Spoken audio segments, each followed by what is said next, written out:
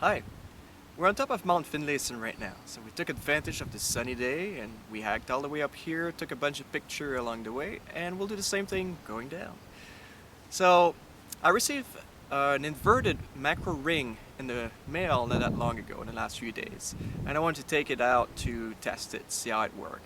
So that ring is very good to allow to take macro shots. So basically how it works is you take your lens, which you would normally put on your SLR camera the right way, and they allow you to just invert it.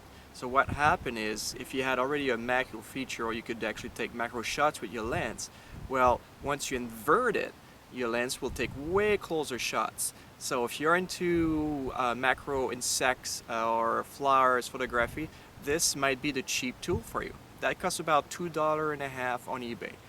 They'll save you thousands of dollars if you don't have the budget to buy the good lens, macro lens, or it's way cheaper than those extension tubes as well. So let me show you what it's all about. So today in my backpack I did pack a few things, a few lenses to take picture of with, and this is the ring in question. So what's going on with that ring is this will be mounted on a lens where you would mount like a filter normally. So what I do is I do use an old entry-level lens from Canon, which is a 28 to 80 millimeters.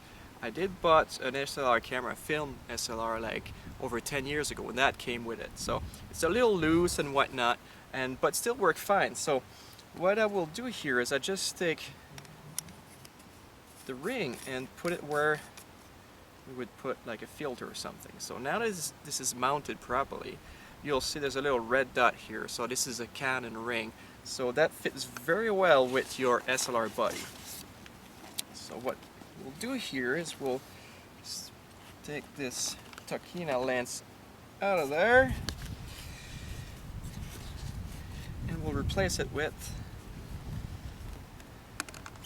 this lens. So now this is mounted, and I was curious to see if it would be sturdy, loose, if the light will go through, and it is perfect.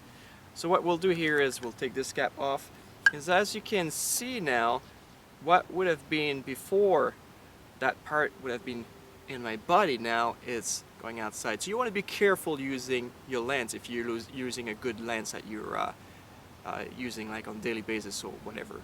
And basically what's going on is I would just recommend testing it first to take a look like how far you can go, what is the actual depth of field and so on, because we won't have any information that's going to be transferred to the body of the camera. So you'll see if I put on manual mode here, there's no f-stop showing, it just shows 0, 0. So I need to really do that work myself and take a look. So the closer I go to my subject with this lens, I find the depth of field get very shallow, so it's blurry all over the place, and we have a little zone of clariness through. So if you guys are into like insects or even like flower macro photography, you really need to test maybe different lenses and see what really works for you. But this lens for me is perfect. That gives me a little range. I can go a little closer, a little further, and play with the depth of field. So I'll show you some example afterwards, but it works very good. This is a cheap and dirty tricks, and hopefully it worked fine for you, because for me, $2.50 was what my budget allowed me at the moment, and I'm very impressed with it. So I will highly recommend you guys go around and try it, and afterwards, all you need is patience. Sit around, wait for the insects to come to you. Hopefully it's useful. See you next time.